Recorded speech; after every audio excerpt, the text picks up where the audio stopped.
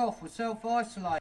Hello, welcome to Livin La Vida Lockdown, the technically played live comedy chat show. Hopefully you can hear everyone now. We're here. I'm here with my guests, Liam Withnail. Hello. And Sarah Callaghan. Hello. And live from his caravan. Fuck, I fucked up saying it. Fuck. Live from his caravan is Will Duggan. Start again. Yeah, we'll do a fourth time. Oh, God, this has been an absolute fucking shambles thus far. But hopefully, right, in chat, if you're watching this, drop a comment if you can hear everyone, because I am losing my fucking mind on the tech issues here.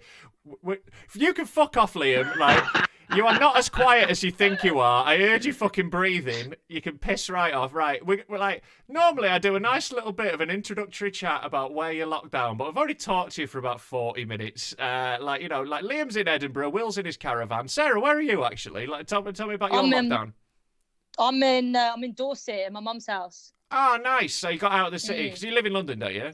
Yeah. So yeah, I was happy to get away from it. It's actually really nice here. So yeah, I'm in a good place. Good. Glad to hear it, mate. Yeah, I think escaping to the country is the way to go currently. They made a TV show about it. They did several, I believe, several. Like, so where have you parked your caravan, Will? It's parked in Walthamstow, East London, on the third floor of an apartment block. Why not? Are you from East London? No. No, I'm from Kettering. Yeah. Right. Okay. I am from Eastish London. Have you ventured to Dagenham? Oh, no. Hello. But I'm aware of Dagenham and Redbridge.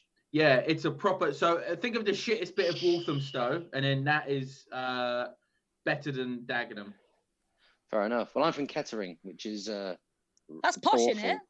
No, it's not. It sounds posh, and my voice sounds like it's posh. Yeah. But it's not. It's like one of those. It was Shoe Town. They used to make shoes. It's one of those that, like, when the industry all left. Are your football team called the Cobblers? That's Northampton. Oh, right. The next town over. Oh, so they took it, so you couldn't have that. So, like, no, but Northamptonshire.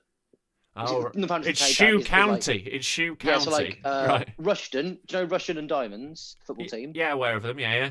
They used to make Doc Martens. The factory used to be, like, right next to their grounds. Then obviously it went out to Asia. Timpsons, Kettering, Lexx. Oh, Timpsons are a good company. Good eggs, them. Yeah. They've been paying all their staff. They hire a lot of prisoners, and they get them copying people's door keys. It seems legit. Seems legit. But yeah, Barkers and Lexx, that's Kettering. The Poppies is our football team. The Poppies. Why is that? A lot of heroin in the area? Yep. Are you sure Kettering isn't posh? Acaster is from Kettering, right? Yeah. They love him there, man. Yeah, have they you do done that fucking gig love in him a there. church there? They've got. I have. It's mad, Yeah. isn't it? They do that thing at the end where you got to pretend to die. Yeah, Is it it's that one? weird. I've not done it for years. I run a gig in Kettering. Thanks for asking. But I tell you what, it's so. Being a comedian who is not unsuccessful, but there are many levels of success ahead of me, and having James Acaster in your fucking shadow is like, oh, when are you gonna fuck off? Never. He's not in your shadow, mate. No, I'm in his. Yeah, you're very much in his. Not size wise. That is true. You could block him out. Like, is there anyone else famous from your hometown? The most famous person from my hometown is the keyboard player from Simply Red. So I think I've got this locked. Ronnie Woods from my area. Oh, that's pretty good. Yeah. Yeah. But, Hugh Dennis? Never met him. Hugh Dennis. Oh yeah. He's Kettering. There's Yeah. a And you're trying to say this isn't posh? You got fucking Hugh Dennis. No, but Oh yeah, Prince Charles. He's from here. But there's only one Lord. Waitrose. the nearest Waitrose is actually in Rushden. So I was the only comedian from Dagenham for a very long time, and then a guy called Jamali Maddox turned up. Oh, that prick. Well, Yeah. here we go. Right, actually, let me tell you. I went to see him because I'd heard there's a comedian from Dagenham, and then I went and watched him, and he was obviously brilliant. And then I spoke to him after, and he'd done all this stuff on stage about being like a young black guy in Dagenham, etc., etc. I spoke to him after. I said, "Hey, I'm from Dagenham," and he said, "I'm not really from there. I'm from the town next door, but no one knows that." well, James Acaster's from there. Oh, what a fraud. Cultural appropriation. Thing is, he's James not even black. James Acaster was brought up in Geddington. Oh, village. mate, this There we go. is a scandal. We're But breaking shit down.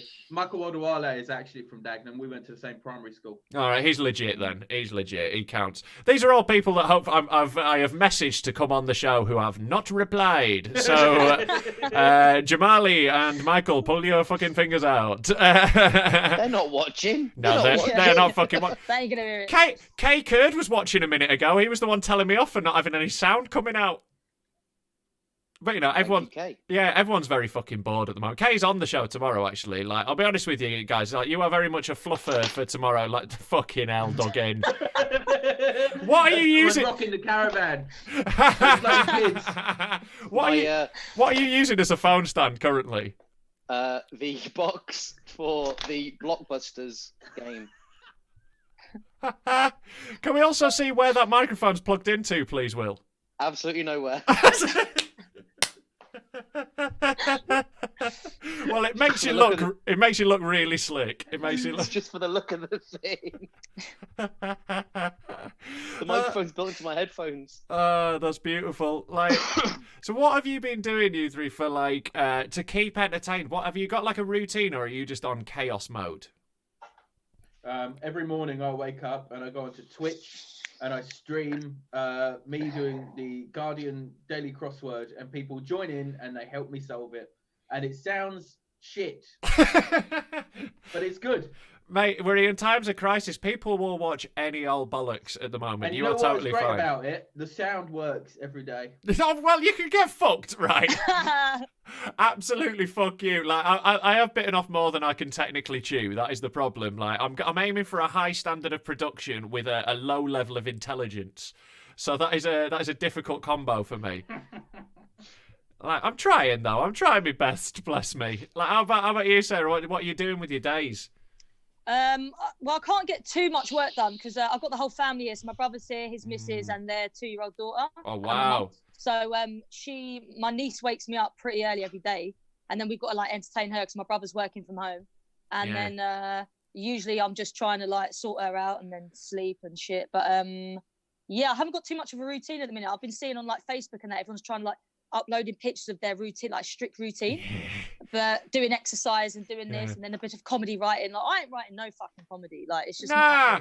What are you writing for? The fringe exactly, is like not happening. Yeah. And no inspiration. Like, I've got my show because I was working on my show before this shit kicked off, so I'm kind of like going through that and stuff. But yeah, not much work really. Yeah, but keeping on top of it. There's only so much you can fucking do without gigs to actually work on material. Like, you know, it's just bragging though. People are like, oh, look what I'm doing here. Like, oh, I've done this. It's just like, you fucking ain't. No, but like all the comedians who talk the most about how much they write, they are always the ones who like produce the least good comedy. Like, there's only it's like you're writing a lot. What's the quality of it? A lot of it. Exactly. Yeah. The only person I can think of who writes properly and actually produces good stuff is Gary Delaney. But like, that's because his jokes are like scientific equations. Yeah. You know, it's a different thing to like what we all do, where it's just like energy.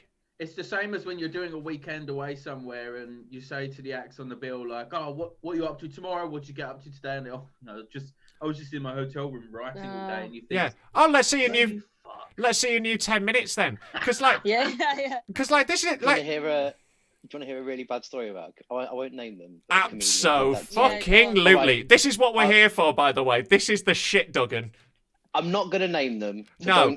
Because we all definitely know this person. Sure, and like describe what they look like. No, because only one person looks like this. It's all right. We will all. I'm sure we're gonna work this out. We'll all off air afterwards. In fact, we've got a chat room on Zoom where we can send each other who we think it is. Yeah, all right, do that. So I was doing a weekend quite a few years ago. I think it was the Newcastle stand, but it might not have been. And on the Saturday, said to one of the other acts, "Oh, what have you done today?" I said, "Oh, I've got a routine that I do every time I'm here. I go for a massage, and then there's this place, they know me, it's really good. So I went there today, and it was shut. It sort of put me off kilter. So I went to a massage parlor next door, but it looked a little bit dodgy, and then told me this really funny story about like trying to figure out if this was an actual massage parlor or a knocking shop. Sure, it was really funny. I was laughing loads, and he went, "Shall I do that on stage?" I was like, yeah, it's really funny. Just go and do that now. They were emceeing. And then they went out and told the story word for word, but with the most racist Asian accent, which they hadn't done when we've been chatting. My mate Will said this was good. And it got absolutely nothing. And they came to the green room and went, "What? Why? That was good." Because you didn't do that in here, you idiot. Very That is the thing, like, racism has stopped working on stage. Like, it's just stopped. Like, it's one of the good things depends about... where you are. I was in Australia at the beginning of the year, and they still love it. Yeah, to be fair, the Aussies will keep that going for as long as they possibly can. Good on the Aussies, bless them. It wasn't an Aussie. It wasn't an Aussie. Anyway, gets out the window. I will happily text you all later on. Oh yeah, totally. Internet. Yeah, we gotta know. That is absolutely beautiful. That's always the amount of time that comedians spend writing for the amount of comedy produced. And like the thing is, they tell other comedians, and we know how long it takes to come up with a comedy idea. For me, all of my bits, like this is my whole writing for all my bits. I go, oh yeah, that could be a thing. That's my writing process done there. I think of it like I just have a little idea and I go and talk. Like if you've ever heard, like I've definitely told people I've been writing when I've been having a wank. Like definitely. Every day when my partner comes home, what have you been doing? I've been writing. Writing. I just coincidentally also leveled up 10 leagues on Overwatch. That's it, man. Like people have got no excuse now. Like I don't know. Like, I don't know about writing comedy. I think we can give people a little bit of a pass. I've been joking quite a lot about like people like not doing old material when we come back. I think it depends how old it is. I think it's time to retire some bits, but also like you can't really write stand up at the moment, can you? There's just no inspiration. That's it. Like we don't want to be doing the same 3 Corona jokes, innit? Yeah. Exactly. Oh yeah. I've been doing a Twitter quiz every day that keeps me occupied writing that. Yeah, it's quite nice. That's good, man. You just got to keep doing something in it. Like you know, it's really easy. Like all the people who are like I keep seeing on like Facebook or whatever, being like, you know what, I'm just really miserable. I'm really depressed through all of this. I like the people like, and these are, you know, maybe if you've got clinical depression, this is obviously a very different thing to I'm talking about people who are just a bit bummed out by the situation. If you're clinically depressed, you know, you do you. Look after yourself. Don't fucking do anything stupid because no one will find you for fucking ages. But no, like I would say, like the people who are like getting most like bummed out by this are people who aren't doing anything, and like inactivity. I really think like fucks with people. I think it really like fucks with me. It definitely does with me. Definitely. Like I've got to do shit. I've got to keep making things or just doing something to get going. It's like, that really good joke in Spaced when Daisy's doing nothing and Tim says, "What are you up to?" She goes, "Oh, I'm working on an article. Does inactivity breed laziness?" Yeah. He goes, are you going to write an article? She goes, "Nah, I can't be bothered." Yeah. It totally is. It's a cycle, man. Like I today started. Well, I did my first exercise of the lockdown. I was like, right, time to get prison hench. And within 5 minutes of starting, I was sweating and shaking. I couldn't even walk up the stairs afterwards. It's fucking embarrassing. I've started a WhatsApp group with 3 mates and my dad. And we did 50 press ups a day for a week, 5 sets of 10 prep a day. And today we went up to 15, like 5 sets of 15. And then I also bought these home gym, like resistance band things. Oh, that's sick. Yeah, they're good, but they scare me, man. Like, if one of those goes wrong, you are losing a fucking eye. Like, are they the ones that go onto the door frame? That's the one, yeah. Who's going to make fun of his one eye when he's ripped? Yeah. Oh, Johnny Caravan with his pecs in his patch. Yes, please. To be fair, Duggan's got shit eyes anyway, haven't you, Duggan? So, you know, yeah, if anyone's going to lose one, fingers crossed it's Duggan. I'd look fucking great with a patch. You would, actually. I reckon you could carry that pretty fucking well, you know? Yeah. I'm stocky as well. Like, you are. What would be your story though? Like if someone said, "Oh man, what happened to the eye?" Like what are you gonna say? Shark. Just picked out one eye. Like it's one of those sharks you get in a fish tank. It's only about this big. You know, you see people sometimes with like an errant snaggletooth. Yeah. Like a shark, and one of them just swam by me. Just nicked it out by accident. Yeah. Oh man, I can't wait to swim. Like I'm really looking forward to swimming after this. Were you much of a swimmer pre-lockdown? Yeah. Right, you can take that tone out your fucking voice for a start, Liam Withnail. Question. Yeah, well, to be fair, it's been like, when I was living in Brighton, I went swimming in the sea all the time. Really? Yeah, I That did. sounds great. It was the one thing I really loved about Brighton. It's the one thing I really miss about it, because it was like the sea was like the end of me fucking road. So I lived in a shit flat that I hated, but the sea was right there. So that was lovely. But I'm after this, I'm joining the gym in Levenshulme. There's a pool like right at the end of me road, but I can't go in it at the moment.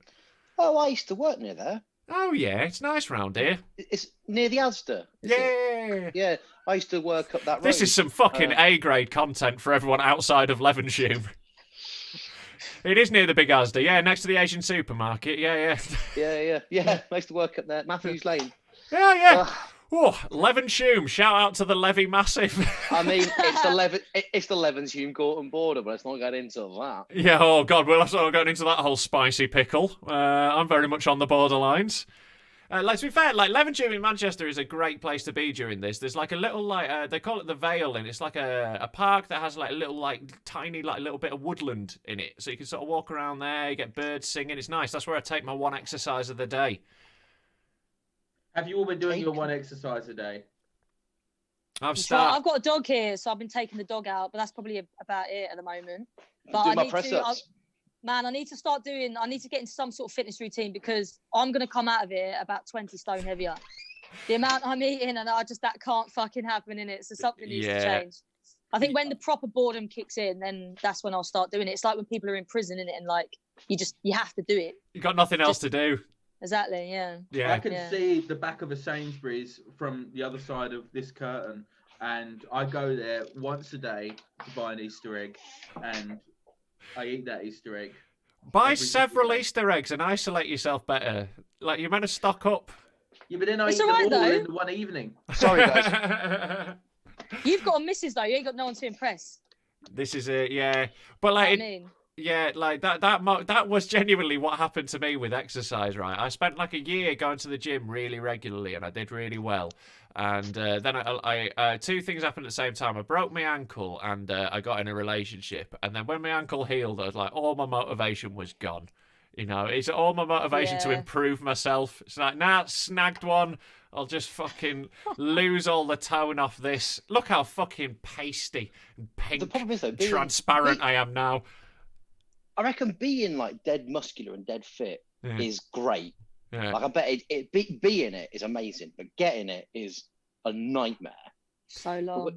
But when you realise that you've maybe got a bit more pounds and your skin's gone bad, it's a nightmare. But getting unhealthy is brilliant. Yeah, getting unhealthy is great fun, isn't it? Like, I had spam for breakfast.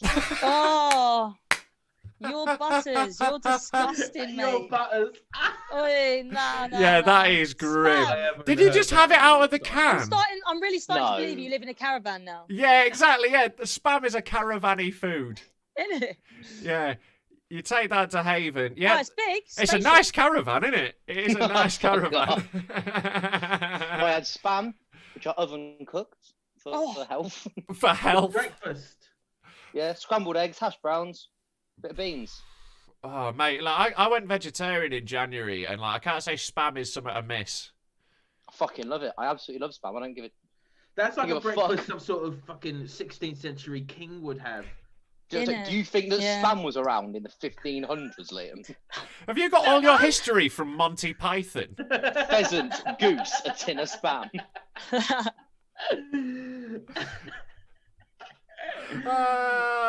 Make the Lord a pot noodle. If you like, It just food seems a has bit been opulent, different. was my point.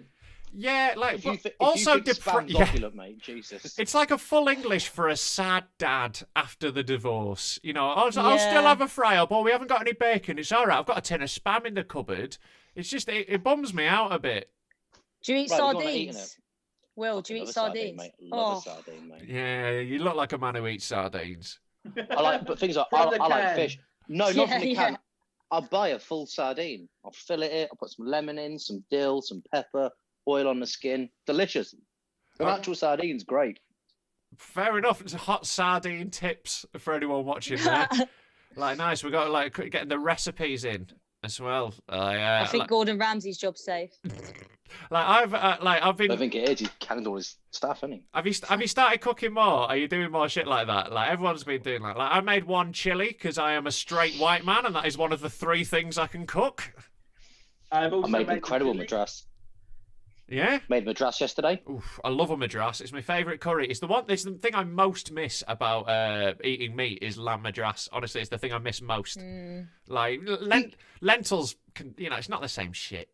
Are you vegetarian? I am now. Yeah, I've been vegetarian You're since veggie, aren't you, Sarah? January. Nah. Like not even close. Nah. I've cut down meat quite a lot, but I don't think I could go full veggie. There's not enough things that I would eat. Like, I thought the same, but then actually, like, it turns out like meat substitutes are fucking fine. Like I just eat I don't eat well now. It's not like I'm eating like a salad for lunch and then I have a lovely risotto I've handmade. It's like no, I eat Greg's vegan sausage rolls and fucking crisps are vegetarian. Iceland vegetarian burgers are absolutely banging. So, are you vegan or vegetarian? Vegetarian. Vegetarian. But you are a bit of an enigma, Rob. I had you down as a bit of an edgelord, but now you're an open water swimming vegetarian. This is it, man. Like that's what spending 6 months in Brighton will do to you. Man, Rob's an edgelord, 2 edgelords. This is it, man. He'll think he's one of them, but he's fucking liberal as shit. This is it, man. I genuinely like winding up fucking everyone, including the people who are meant to agree with me. So like, I like saying horrible jokes because they really make me laugh. But also, I don't like any of those cunts who are like only there to be like a dickhead. Like I was meant to be.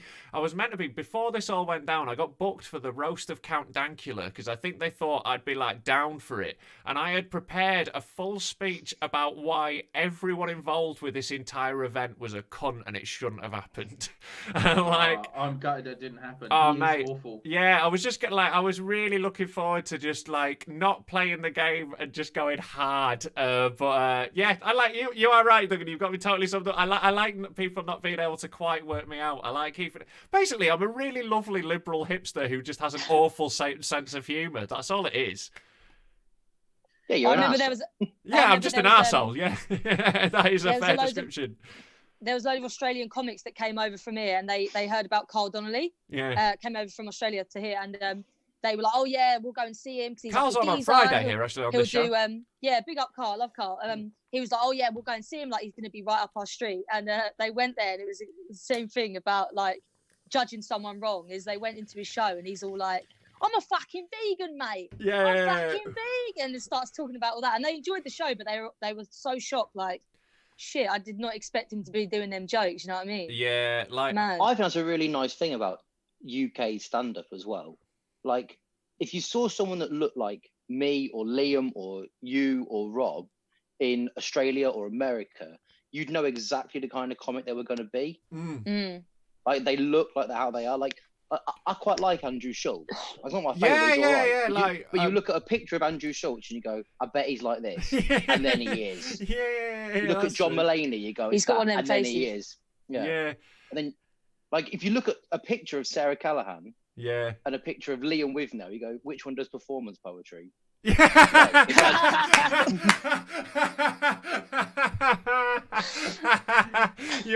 are right on that, actually. That is a very interesting point. Like, we've got a lot of like complex comedians here. I like that. I don't know.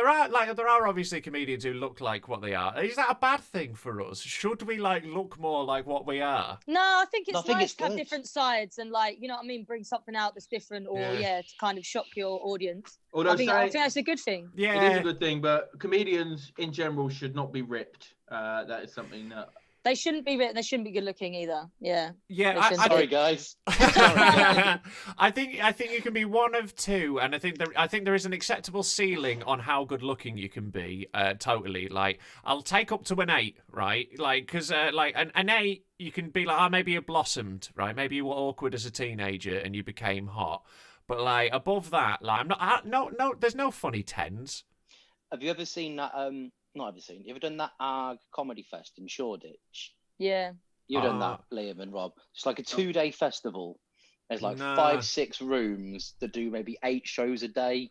Yeah. So you get like 100 shows over the weekend. Right. It's really good. I was in the green room there a couple of weeks ago. Not years ago, sorry. And I was going to say, you better not have been. Fucking breaking quarantine. It was me, Nish Kumar, and Clang. Ian Smith. No, me, Nish Kumar, Ian Smith, and Stuart Oh, Laws. I'm friends with Nish Kumar. Oh, I was in a room with him. Me and Nish were sat there and we were talking, and he said, "Oh, Will, you're really funny. Can you suck my shut the dick?" fuck And up. I said, "Blah, blah, blah, blah, blah." That's you. And then, Joel Dommett walked in. Oh, with his did he? girlfriend. With his cock And his out? girl, I swear to fuck, mate, it's a good story, and you're ruining it. So I'm sat there, right, with my close personal friends, Nish Kumar, Ian Smith, and Stuart Laws. My other close personal friend, Joel Dommett, walked in with his girlfriend, and his girlfriend sort of had a weird look around the room, and Stuart went, "Oh yeah, sorry, this is what most comedians look like. Joel's very much an outlier." Oh my days. Yeah, totally. see, it's a good story, isn't it, you cunt?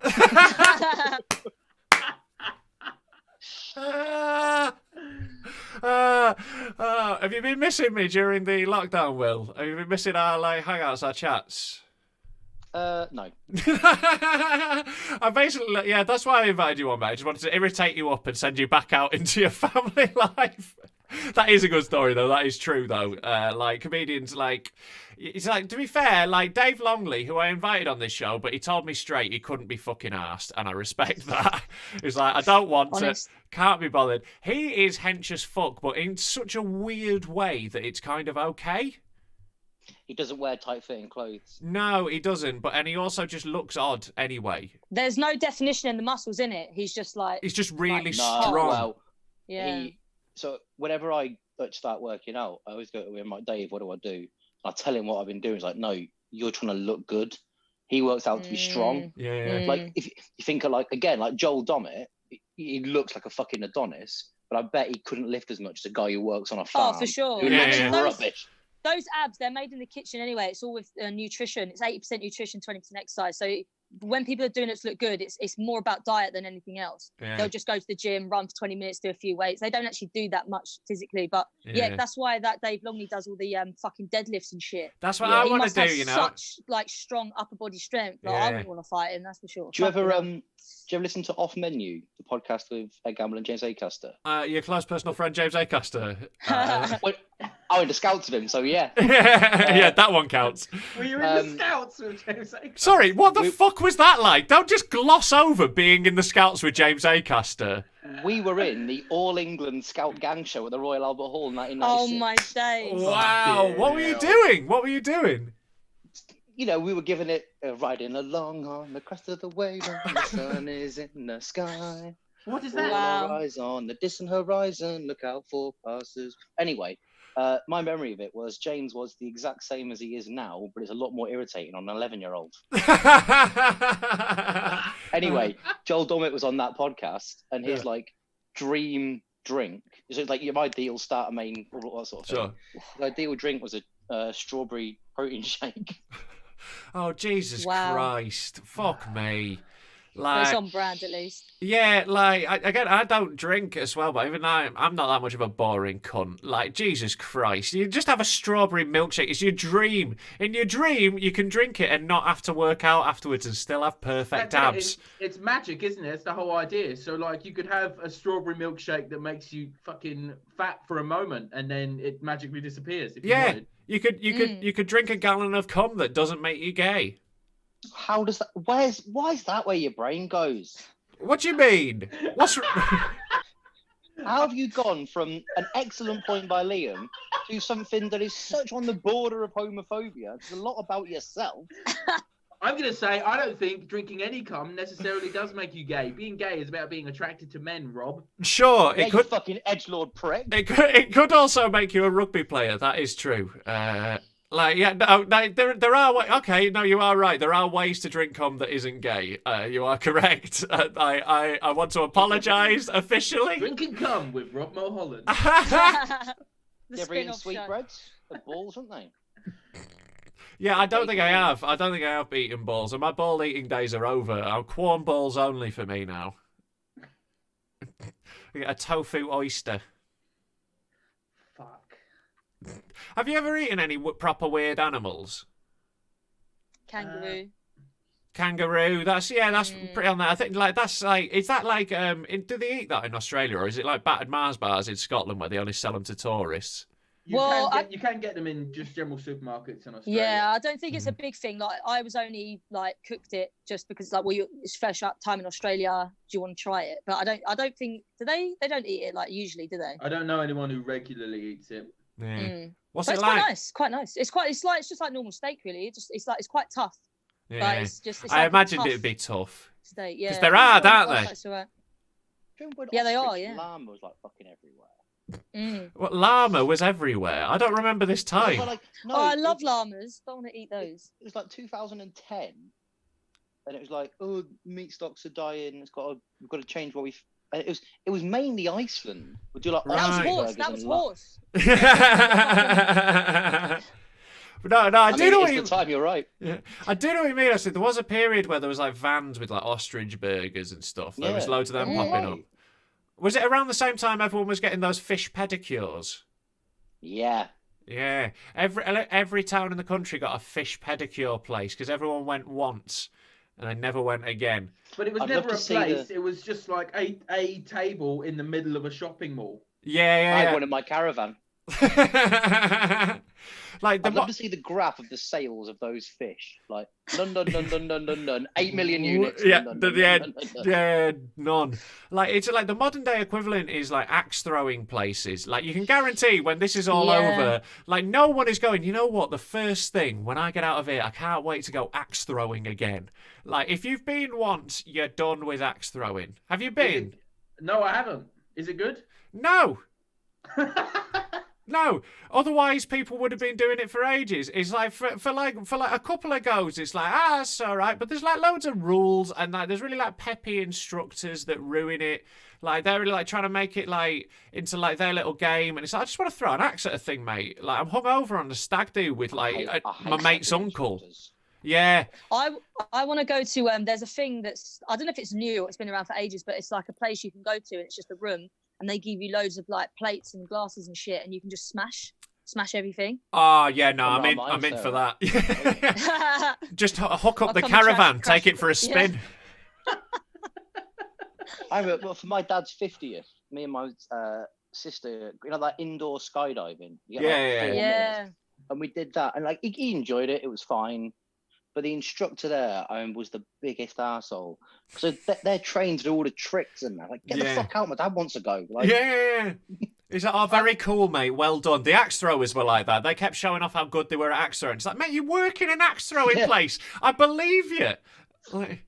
I like escape rooms, but it's the kind of it's the peppy. Hey guys, you've only got 50 minutes. Otherwise, you get locked in, and you're like.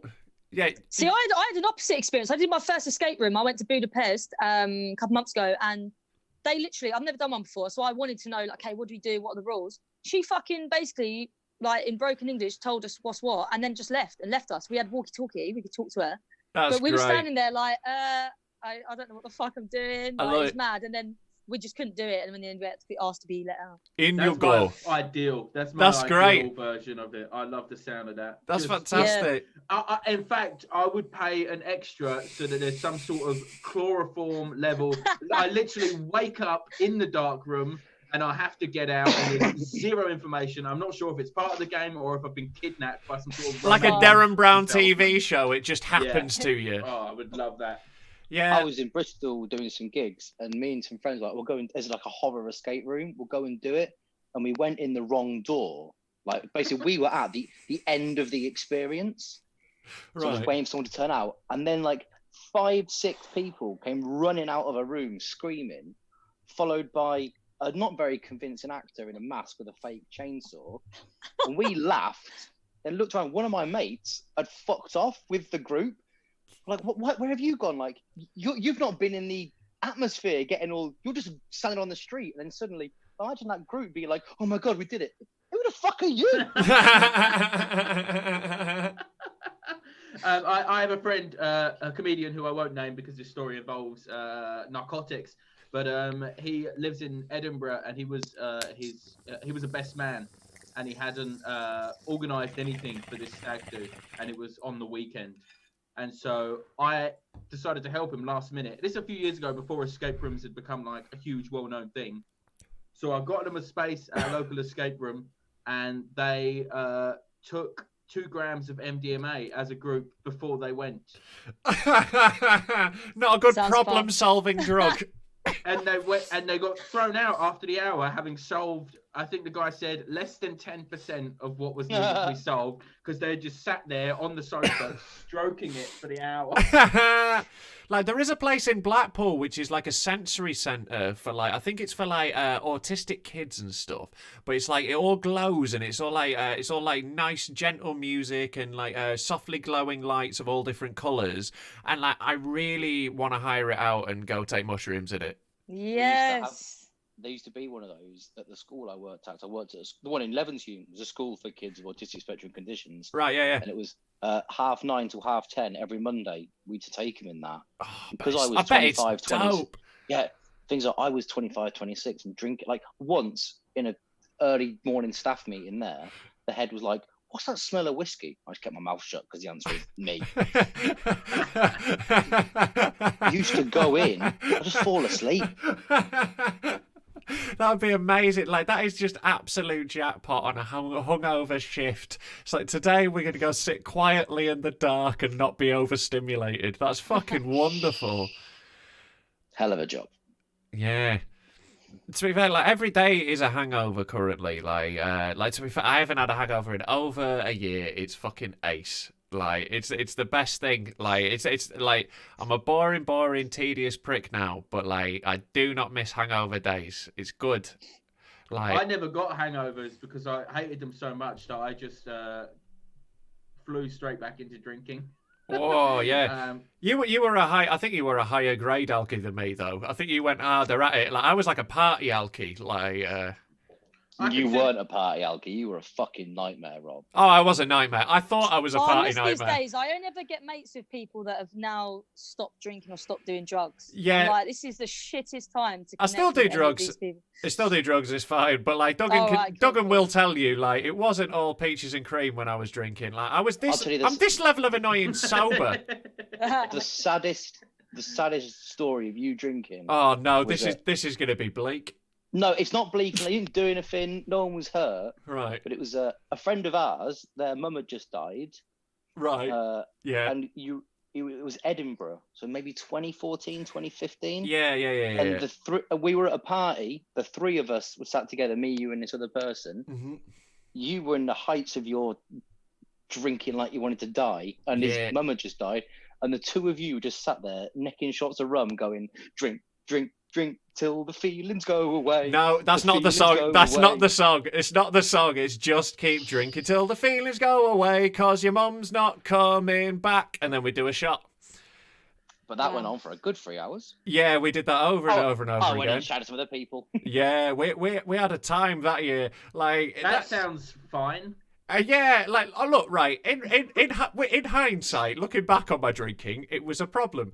At the time, I thought I was having a great time, and I was a lot of the time, but I was also, I was causing problems. Like, there's a reason I don't drink anymore. Like, there's At that same party as well, a friend of ours, a comedian who we all know, a white guy, got too drunk and kept doing songs on the karaoke that featured the N-word just so he could, in his own words, have an excuse to say it.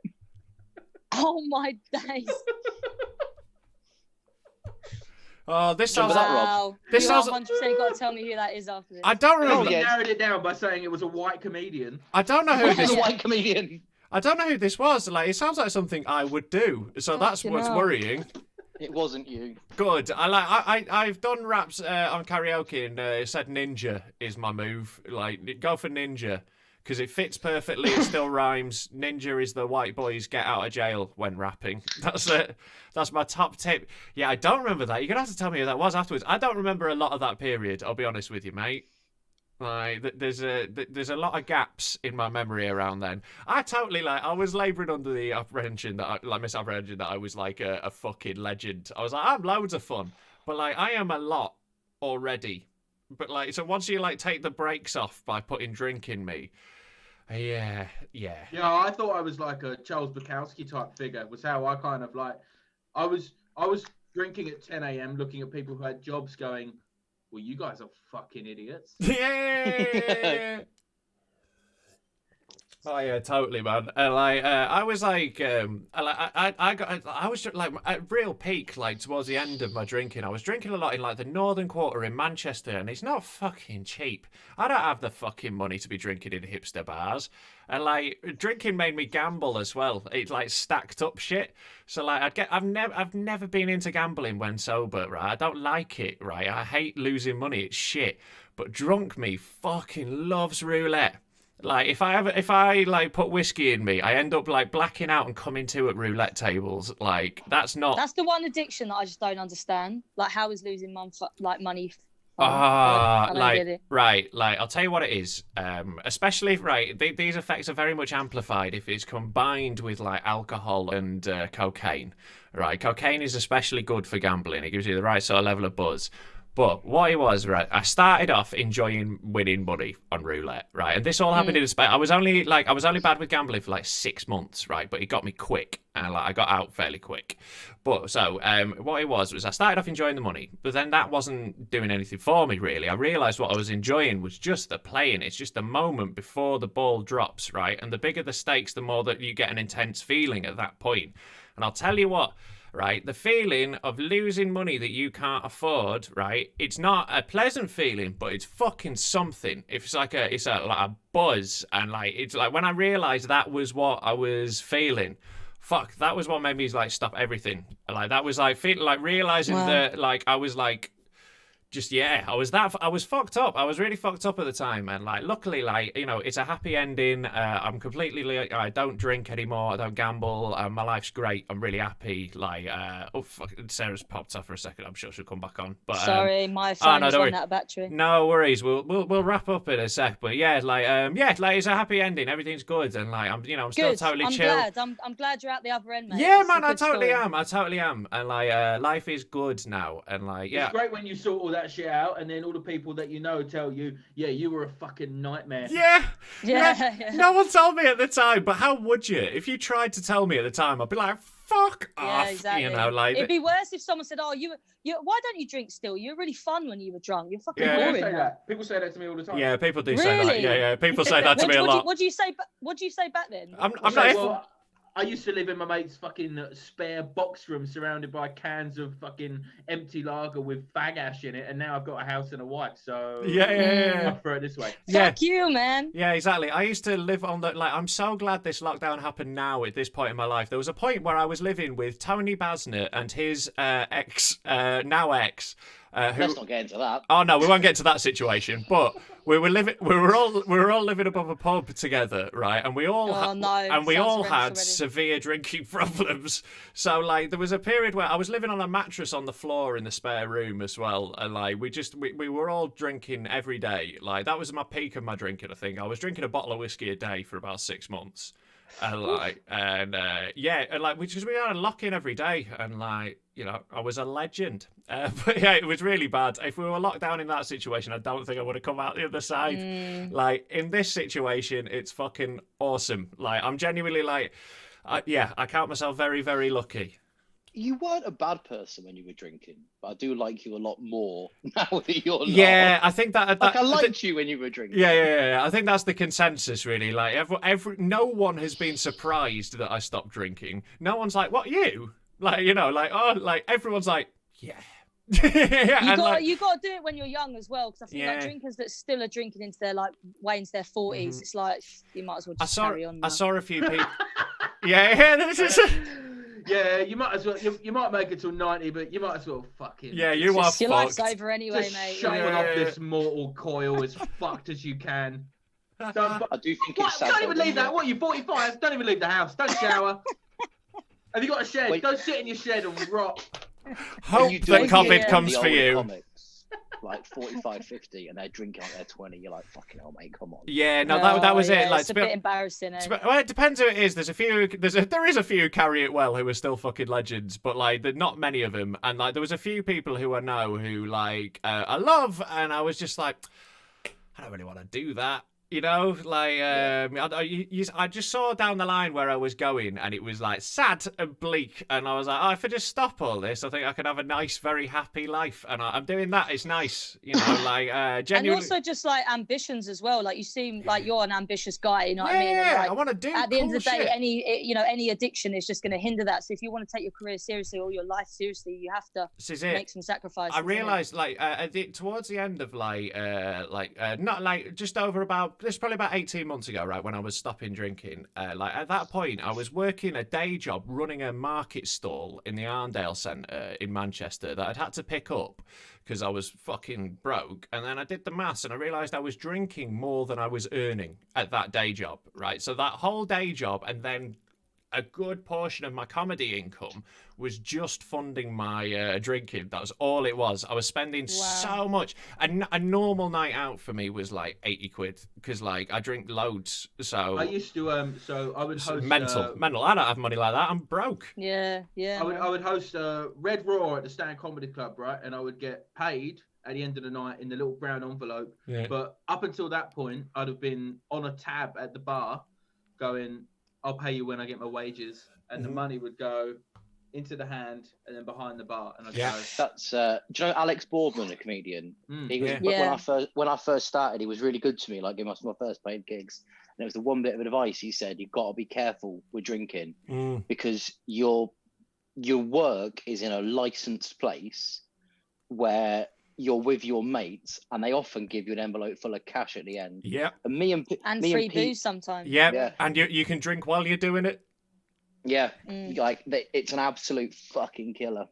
Yeah, it's really what got me. It was when I was like, my drinking has always been like, I was always like a mental drinker. Like there's tons of stories throughout my life of me being a fuck up with drink, like always. But like it was really bad when I was like, when I became full time at comedy, because like you've got nothing to get up for in the morning. You're going around the place meeting new people who all want to get pissed with you, especially if you tell stories on stage about like these crazy nights out and stuff. People afterwards are like, just they throw drugs and drink at you, and like, look, I'm not saying it was terrible, and if you threw drugs and drink at me during that time, thank you very much. I'm sure I had a wonderful time. I did. Like I had a fucking great time loads of times, but it was also destroying every other aspect of my life. So like I just had to wind it in. Like, and I'm glad I did. And like I never thought I'd be like I was always like, fuck these pussies who get into like marathons in the 30s, but like you know, like I'm one step away from a fucking triathlon guy at this point. I'm on the 0% fucking lagers. Yeah, I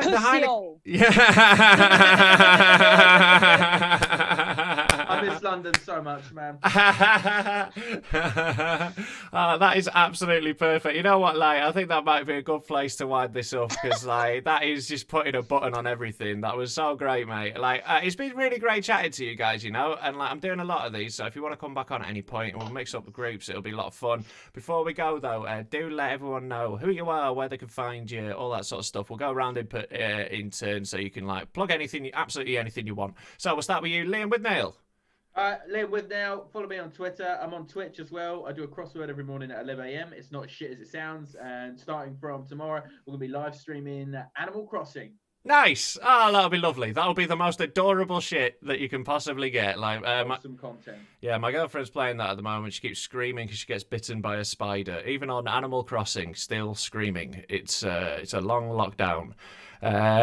So yeah, that's awesome, mate. Thank you for coming on. Sarah Callaghan, tell people about yourself. Hello, I'm Sarah Callaghan. You can get me on Instagram at scallahan1, the number 1. I'm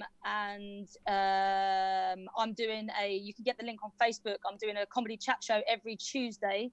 It's called Hibernation Street. Our chat to free comedians, a bit like this. Yeah. So please get that. And also on my Instagram, I'm selling books because I do poetry as well. If you want to buy my book, From Ashes We Rise, please get that. Just DM me and I'll send it to you.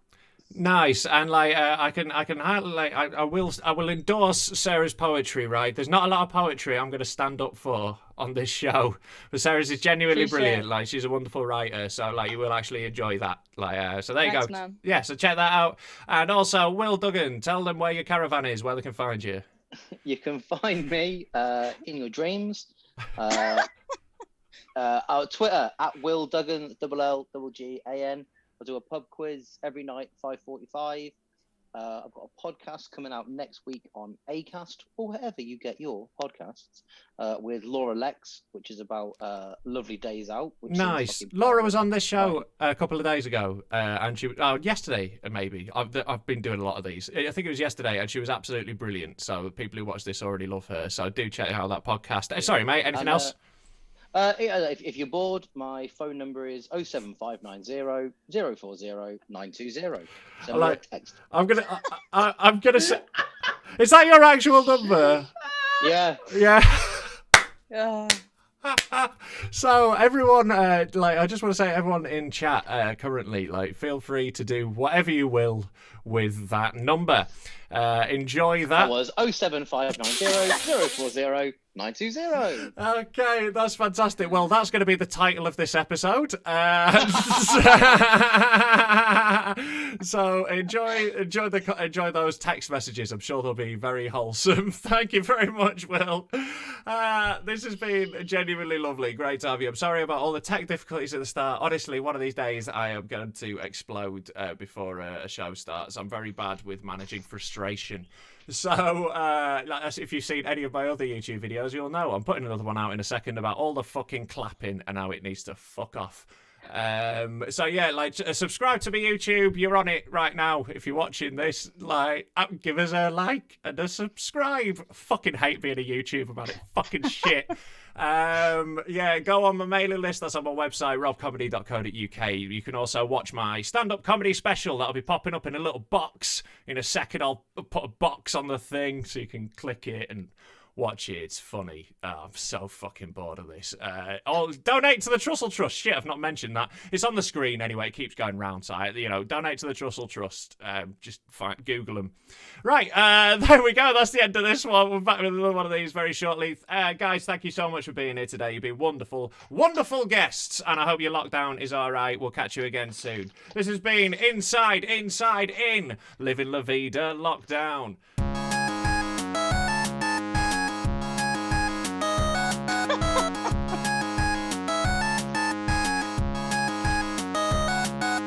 Fuck off. Are we still on?